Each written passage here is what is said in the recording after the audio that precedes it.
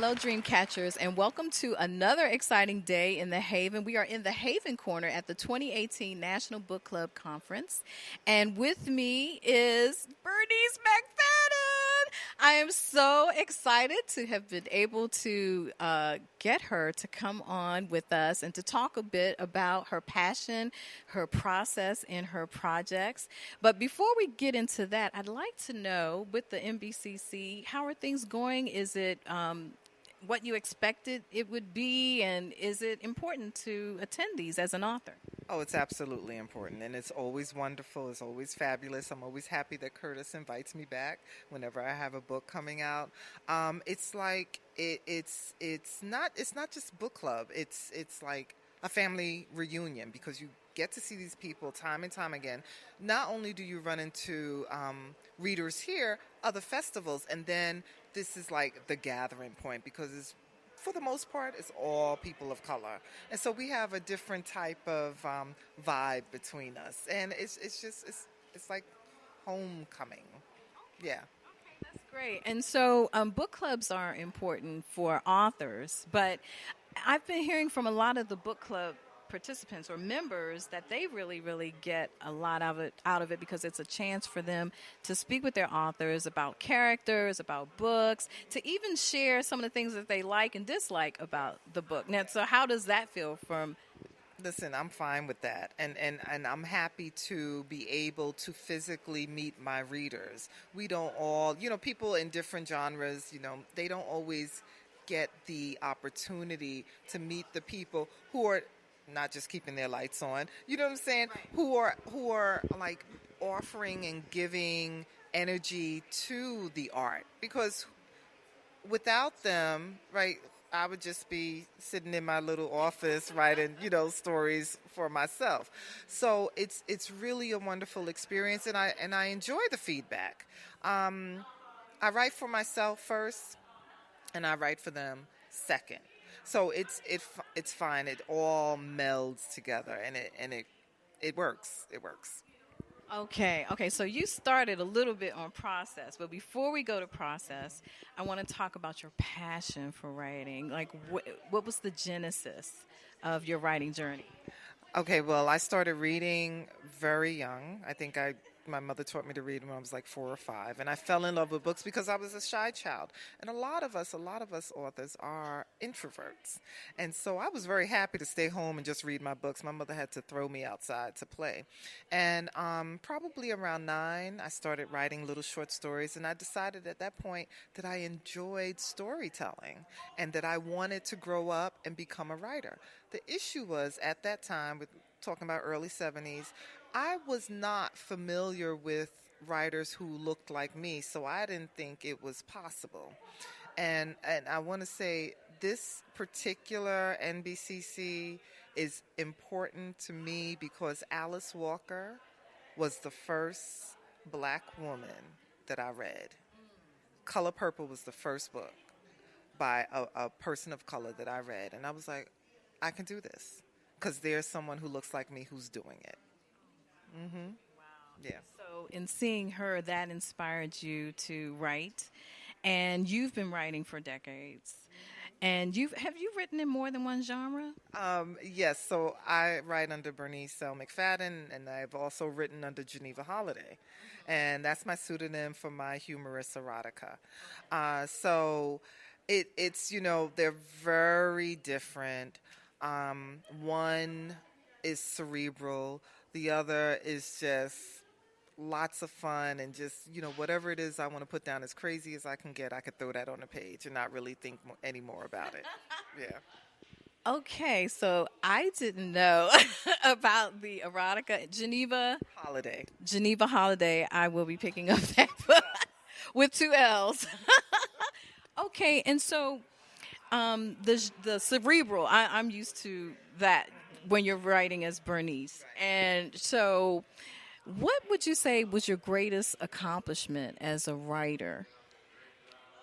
I mean, you've had many because NAACP, Image Award. I mean, you've won so many awards and you've been honored for your writing.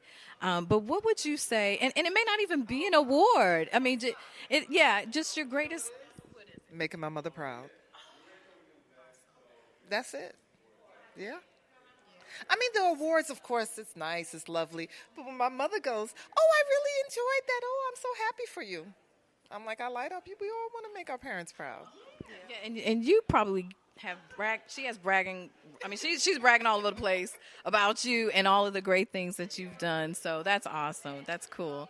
Okay, so let's talk a bit about your process. So you said that you write for yourself, and then you write for. Is that for both?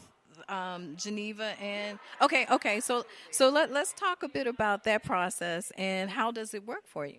So when I say I write for myself, it's because I have questions, right? And every book I've written has come from a question. And I need answers. And I enjoy research. And so I go down not one rabbit hole, but 50 rabbit holes in order to find an answer to this question that I have. And often one question leads to another and then leads to 20. And so that's my process. That's how a book comes into being for me, because I have a question and or there's a mystery. And often it has to do with history, and I need to solve it for myself. And so that's why I say I write for myself. I'm happy that people read me, but it's really for me. Just so you're not confused about that.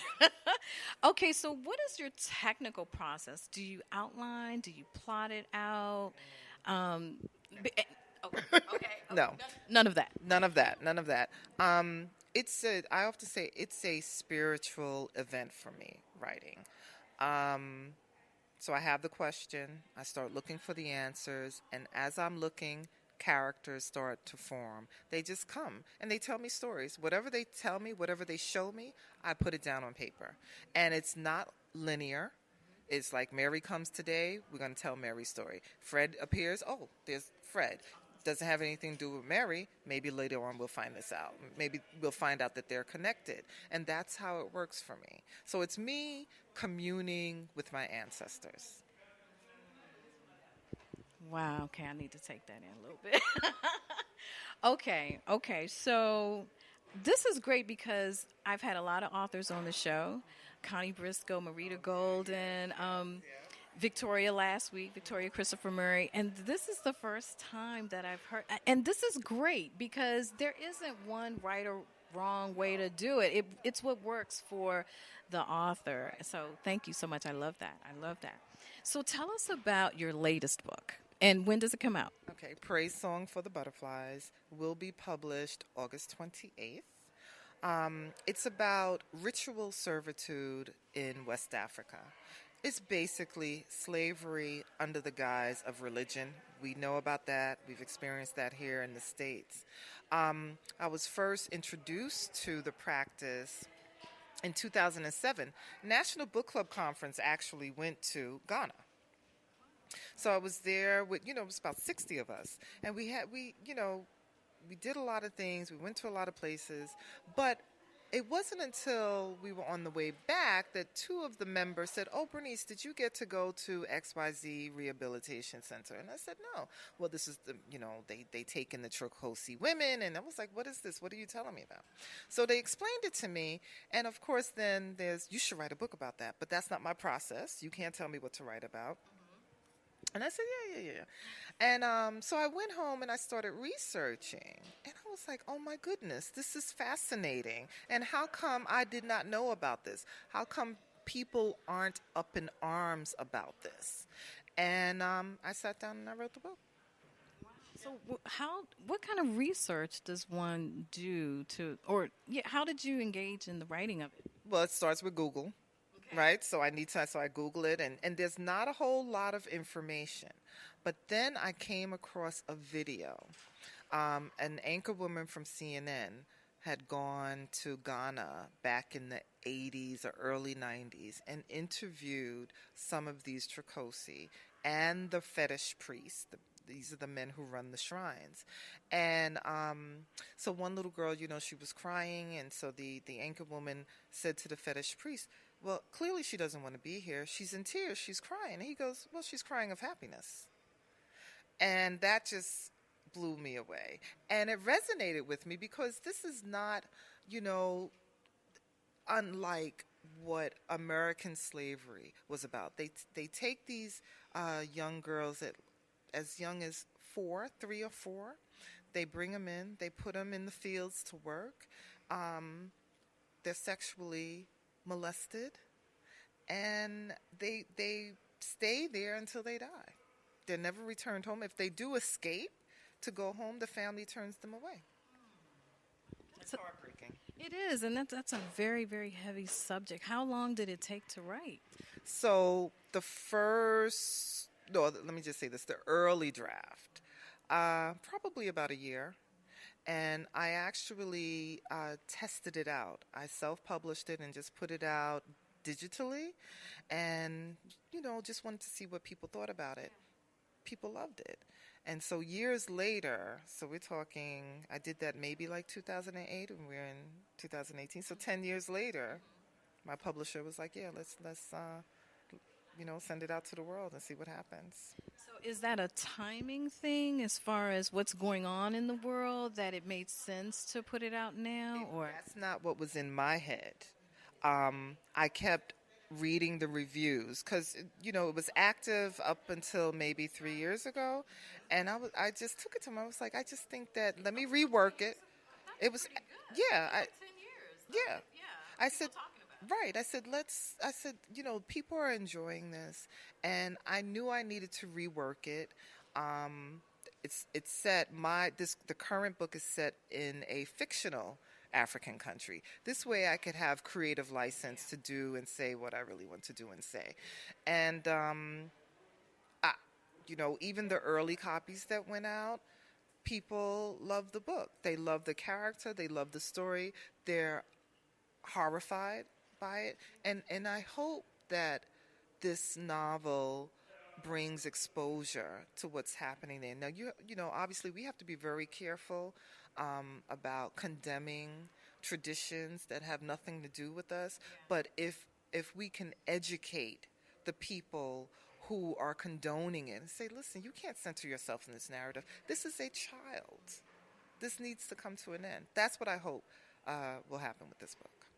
So there's some social justice that is part of that story. How has your light as a writer contributed to bringing the message that this is something that needs to be looked at and addressed? I think that it is very difficult not to be an activist in this era. You have to have your head in the sand. You have to have your heart in a box, not to contribute in some small way, no matter how tiny. And so this is my contribution. This is now I may not be out there marching. I can write a check and I can write a book. And so, yeah, yes, I see myself as a social activist. And so with that, with the release of the book in August, the official release of the book, and because you're Bernice McFadden, there will, of course, be people that will come to you and perhaps see you in the way of being that social voice of consciousness. And, of course, you'll step to the plate. Yes, as much as I can. I mean, that's like, it's huge. And I don't know, again, I feel like I've done this, and I'm the behind-the-scenes person. So I applaud those men and women that are out there on the front lines. I'm like, oh, my goodness. I don't know if I am that courageous, but I am courageous on the page. Yeah. Okay, so do you have any, well, you do. You have some projects in the horizon. Can we talk about those? Yeah, I mean, really, I'm working on a memoir. It's still in its infancy. I don't know where it's going. I think I just need to decompress from this book because literally I was still working on the novel in April. Okay. So it's right. It's only so maybe by the end of the year I can like completely commit to this memoir. Okay. Yeah, that's it. Okay, so you recently self-published a portion of the book that we're talking about, The Butterflies. No, what happened was it was self-published under the title My Name is Butterfly back in 2008. Mm-hmm. So the story, some parts of the story remain in this recent novel, but a lot of it has changed. The character names have changed. So once I changed the characters' names, the characters changed. So there are people who read the original and they're curious about the reboot. Could we call it a reboot? Okay. Yeah, so they're curious about it, and I think it's a much better novel. Because I had time to really sit and think, and there's more information available about Tricosi now. The information, like, every year more stuff has been put online, and so that helped. Okay. And so, with the success of the first piece of the novel, and I know that you changed the names and all of that, but the spirit of the story is still there, still the same. Um, what is it that you feel readers of this generation are going to glean from the message that you are producing in this novel? I think that they are going to see a lot of America in this novel because slavery is slavery, no matter if it happens here, no matter if it happens in West Africa, no matter if it happened in 1840, no matter if it's happening in 2018. And I think that it's going to be shocking for them because who thinks that slavery exists now? But it does globally. It's still going on. I think it's going to make people angry, which is, I want that emotional reaction because some of us need to get angry in order to react, to do something. And so, like I said earlier, I hope that, people will mobilize, not just here on this continent, but over in Africa as well and say, okay, you know what, enough of this. We're killing our future. When we enslave our children, we're killing our future. And I think that's the perfect way to look at it. Okay, so a couple of author revealing questions because people know, I mean, they read your work, but just a couple of questions to just get to know you, the author, better. Who are you reading now? Who am I reading now? Oh Lord. Okay, because I read a few things at a time, and I listen.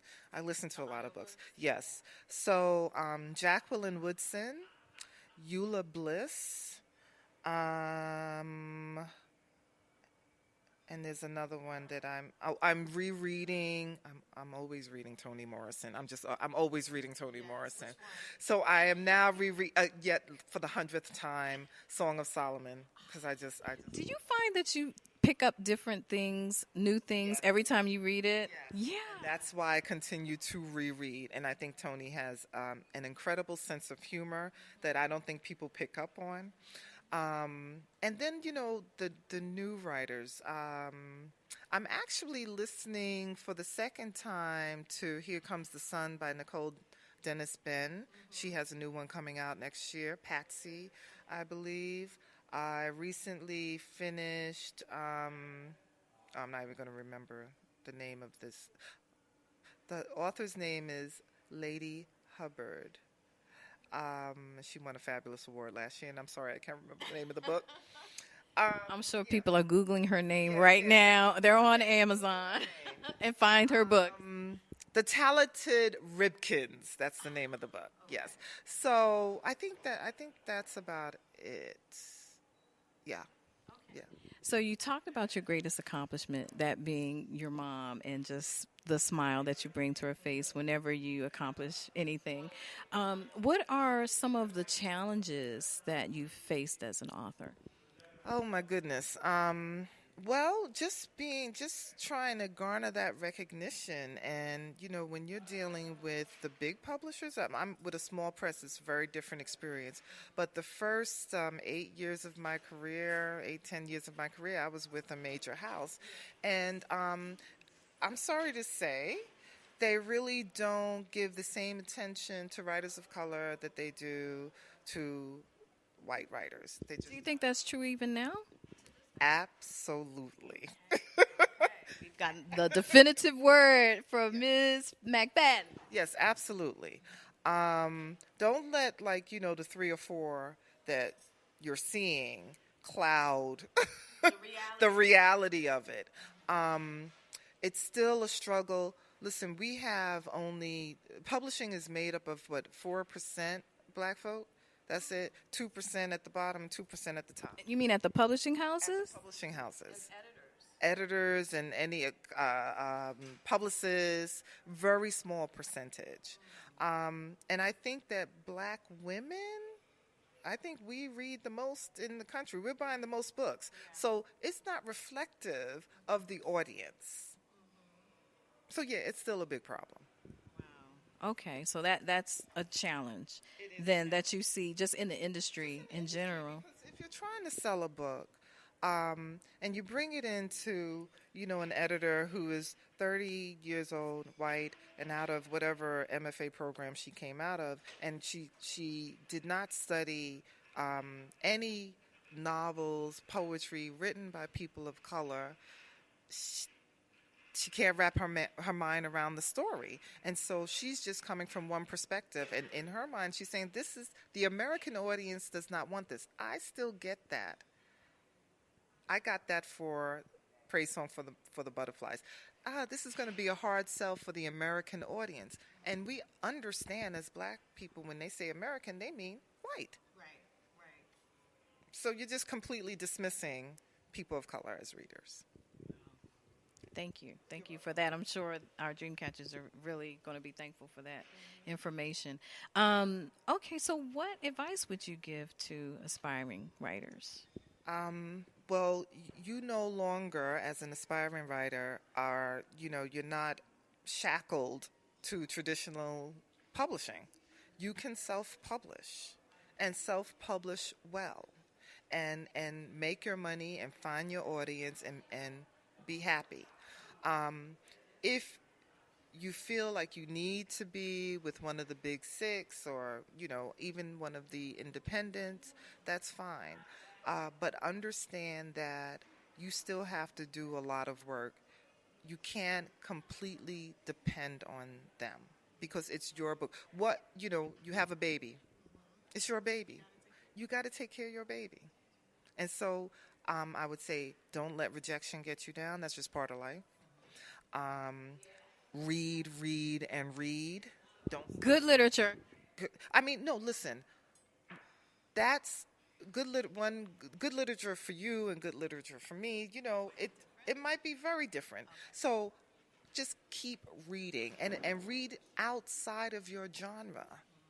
That will feed your art. It really will. Read outside of your race. You want to be able to reach people on several different levels. And so read, write, and just don't give up. If it's your passion, you shouldn't give up. And don't put a timeline on it, a time limit on it. Yeah. And thank you, Dreamcatchers, for joining us for this segment of the Writers Haven show with the talented Mrs. Bernice McFadden. We will continue our segment of the 2018 National Book Club Conference, and we hope that you will join us. And until next time, catch fire on purpose.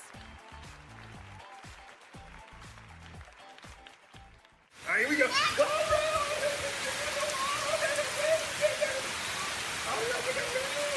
Okay, quick.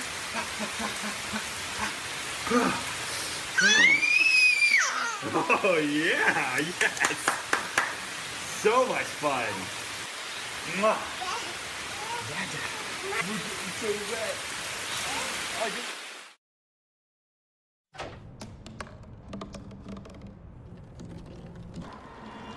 Everybody has a dream.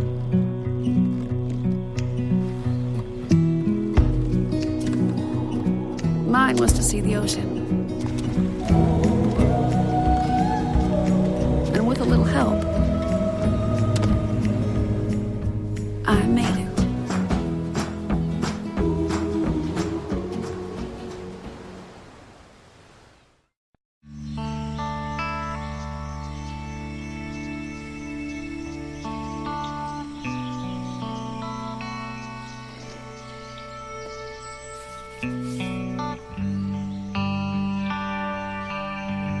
This is the moment I knew.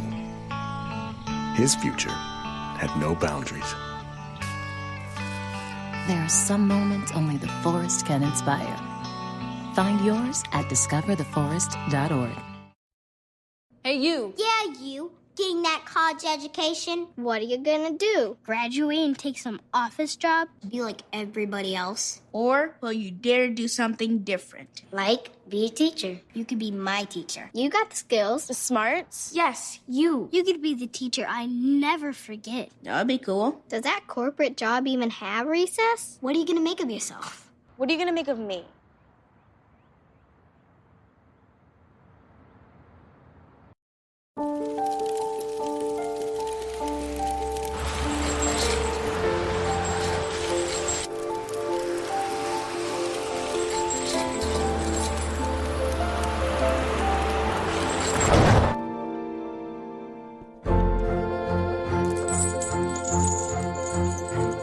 Did you know dragging chains can spark a wildfire? Only you can prevent wildfires. Open up your books to page 360. Did you just look at your phone while you was in class? You played yourself. Talking about inspirational quotes. You gotta believe in yourself. Don't ever play yourself. The key is to make it, so make it. Louise, can you give me an example of an inspirational quote? Don't play yourself. The key is to make it. And who said that? I did. Now that's a major key alert. Learn the real major keys to getting to college at getschool.com. Green hat, red hat, oops.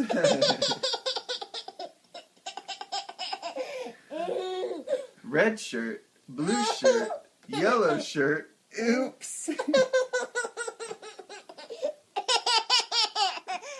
Yellow pants, red pants, green pants, oops.